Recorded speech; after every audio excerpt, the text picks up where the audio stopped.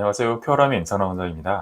오늘은 자궁경부 이형성증이 진단됐을 때 선택할 수 있는 치료 방법이죠. 첫 번째는 아마 대표적으로 원추절제술, 수술하는 방법이 있을 거고요. 그 다음에 비수술적인 치료, 그런 방법들이 있는데 어떤 오해들이 있냐면 원추절제술 하면 치료가 끝나는 거야 이렇게 생각하시는 분들이 있어요. 이거 굉장히 큰 오해거든요. 그리고 비수술 치료에 대해서는 어떤 궁금증이 있으시냐면 이미 변형된 세포가 있는데 그걸 비수술로 어떻게 제거를 잘라내야 제거가 되는 거지? 라고 오해하시는 분들이 있어요. 오늘은 이런 치료 방법들의 원리라든가 아니면 거기에 관련된 오해들에 대해서 설명을 해드리려고 합니다. 먼저 원추절제술을 볼게요. 원추절제술은 아주 직관적이죠. 여기에 만약에 병변, 그러니까 이형성세포가 있었다고 하면 그거를 이렇게 도려내는 거예요. 그렇게 도려내면 이상세포가 있었는데 그걸 잘라내서 없앤다. 그럼 치료가 끝나는 거야 라고 생각을 하시는데 사실 그렇지 않은 경우가 굉장히 많습니다. 어떤 경우냐면 지금 제가 가운데 병변을 굉장히 예쁘게 가운데만 몰아서 이렇게 그려놨는데 만약에 병변이 조금 더 넓었다고 하면 어떻게 될까요? 조금 더 넓으면 물론 이런 병변을 찾아서 더 넓게 수술을 하시겠죠.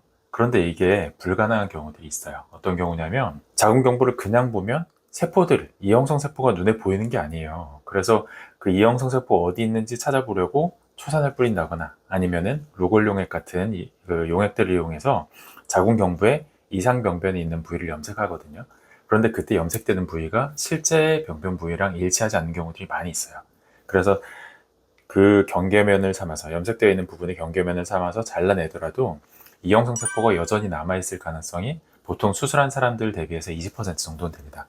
10명 수술하면 한 2명은 수술하고도 다 잘라냈는지 잘 모르는 거죠. 그래서 보통 수술하고 나서 한 3개월이나 이렇게 있다가 자궁경부암 검사를 통해서 이게 다 제거됐는지 깨끗하게 치료가 됐는지 이걸 확인하게 되는 거죠. 그러니까 수술로 다 끝나지 않는 경우들도 있다. 이런 것들이 일단은 고려를 해봐야 될 상황이에요. 수술한 뒤에 깨끗하게 제거됐더라도 재발될 수 있는 확률이 굉장히 큽니다. 왜냐하면 수술할 때 나는 상처들 때문에 그 상처 부위로 바이러스가 또 들어갈 거거든요. 바이러스 활성이 조금 더 높아질 수 있는 이유로 인해서 수술 후에 이형성 세포를 다 제거했더라도 재발할 가능성이 굉장히 높아요. 논문들을 보면 1년 이내에 수술한 지 1년 이내에 다시 재수술에 들어갈 확률을 보통 30%에 잡고 있거든요. 그런데 그 이후로 1년 이후로도 재발될 확률이 있으니까 그분들까지 다 합하면 재발률은 더 높아질 거로 예상을 하고 있어요.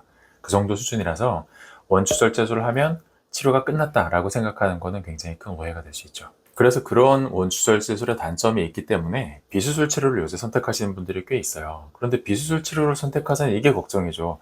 아니 이미 변형된 세포가 막 3단계 상피내암 막 이렇게까지 갔다고 하는데 이걸 어떻게 수술하지도 않고 잘라낼 수 있다는 거예요? 이걸 어떻게 제거할 수 있다는 거예요? 이런 의문을 가지고 있는 분들이 있는데요. 이런 의문들을 이해하려면 먼저 피부의 구조에 대해서 좀 살펴볼 필요가 있어요. 여기가 상피층이거든요. 그러니까 피부의 가장 겉을 짜고 있는, 이게 사실 0.1mm도 안 돼요. 얇은 랩이 한 장 덮고 있다고 보시면 되는데 그 얇은 랩을 확대해서 그려보면 그 상피층에 이형성 세포가 생겨서 그걸 없애야 되는 거거든요. 근데 이 상피층이 정상일 때는 어떻게 되냐면 매일같이 각질층이 떨어져 나간다 그러잖아요. 매일같이 여기서 각질 세포들이 떨어져 나가서 죽은 세포들이 이제 밖으로 제거된다고 하는데 피부는 계속 유지되려면 어딘가에서 만들어야 되겠죠. 그러니까 제거되는 것만큼 만들어 놔야 그래도 피부가 유지될 거예요. 그렇게 만드는 피부 세포를 만드는 공장, 거기가 바로 가장 아래, 상피의 가장 아래층에 있는 이 부분이에요. 여기를 기저층이라고 하는데 이 기저층에 있는 기저세포들은 매일같이 세포 분열하고 대사를 활발하게 합니다. 그래서 하루가 지나면 세포가 2개가 되고 또 2개 됐던 세포들이 4개 되고 이렇게 쌓이면서 새로운 세포들이 계속 만들어져요. 새로운 아기 세포들이 계속 태어나는 거죠. 매일같이 이런 세포들이 만들어지기 때문에 그 다음 날이 되면 또 새로 만들어진 세포들 때문에 밀려나게 되죠. 점점 위쪽으로 밀려나는 거예요. 그러면서 세포는 노화 과정을 거쳐갑니다. 점점 늙어서 나중에 가장 바깥층 정도까지 가면 세포가 점점 납작해져요. 이렇게. 그래서 이렇게 납작해진 세포를 편평상피세포라고 부르죠. 이런 편평상피세포가 가장 바깥층의 각질층까지 도달하면 거의 반은 죽어있는 세포예요. 이런 세포들은 금방 떨어져 나가게 됩니다. 그러니까 매일같이 재생되고 매일같이 떨어져 나가고 하는 과정 속에서 피부는 일정층을 유지를 하는 거죠. 이런 과정을 이해하면 이제 이형성증이 어떻게 비수술적으로 치료되는지 이해하실 수 있어요. 왜냐하면 이 기저층에 만약에 HPV 바이러스가 감염된다면 그러면은 그 기저층에서 만들어진 HPV에서 감염된 기저세포가 만들어내는 세포는 다 이형성 세포거든요. 그러니까 바이러스는 여기 표시되어 있죠.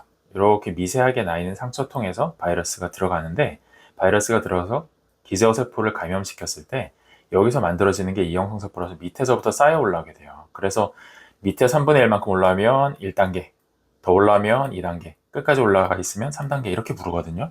그럼 만약에 뭐 2단계라고 합시다. 이만큼이 다 E형성 세포예요. 이게 E형성 세포가 지금 2차원적인 평면을 보고 있지만 3차원적인 평면을 생각할 때 어떤 기저세포는 감염됐고 어떤 기저세포는 감염되지 않았고 뭐 이런 게 있을 거란 말이죠.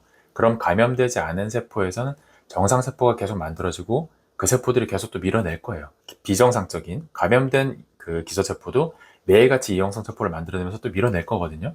그러니까 여기 있는 E형성 세포도 계속 고정되는 게 아니에요. 나 안 나갈까 막 고정돼 이렇게 하고 있는 게 아니고 E형성 세포도 계속 밀려나요. 계속 밀려나면서 제거되죠. 일부는 제거되면서 밖으로 떨어져 나갑니다.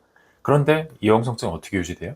E형성증도 마찬가지로 HPV라는 바이러스가 감염시킨 그 기저세포에서 매일같이 새로운 E형성 세포가 만들어지기 때문에 유지되는 거예요. 제거되는 것만큼 더 만들어지는 거죠. 그 E형성증이 1단계, 2단계, 3단계 이렇게 진행될 수 있는 거는 제거되는 것보다 만들어내는 속도가 더 빠르기 때문이에요. 그러니까 비수술 치료는 어떻게 하냐면 일단 바이러스 활성을 감소시켜요. 바이러스 활성을 감소시키기 위해서 먹는 약을 처방합니다. 항바이러스 효과가 있는 건 아니고요. 이 점막층을 튼튼하게 하기 위해서 자궁 쪽에 골반각 내부의 혈류량을 늘릴 수 있는 그런 먹는 약을 처방해서 자궁을 튼튼하게, 자궁 점막을, 그러니까 자궁 경부나 질 쪽의 점막을 튼튼하게 만들어서 바이러스 침투를 일단 줄여요. 그렇게 하면서 바이러스 활성을 떨어뜨리거든요. 새로 만들어지는 E형성 세포의 개수가 줄어들기 때문에 일단 제거되는 게 좀 더 빨라질 수 있어요. 그것과 동시에 이미 감염되어 있어서 만들어진 E형성 세포들, 이 E형성 세포들은 거의 바이러스 덩어리거든요. 이것도 직접 없앨 수 있는 뭐 한방 질정이라든가 한방 젤이라든가 이런 외용제를 통해서 계속해서 E형성 세포를 죽일 거예요. 그러면 정상적인 피부의 재생에 의해서 점점 밀려나면서 제거되는 E형성 세포가 점점 많아지겠죠. 그렇게 균형 싸움에서 E형성 세포가 제거되는 속도가 더 빨라지게, 그리고 새로 만들어지는 E형성 세포는 더 줄어들게 하면서 피부의 재생에 이어서 자연스럽게 E형성 세포가 제거되도록 유도하는 것, 그게 비수술 치료의 원리예요.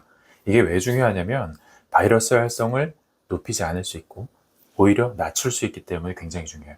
이게 중요한 이유는 재발 때문에 그럽니다.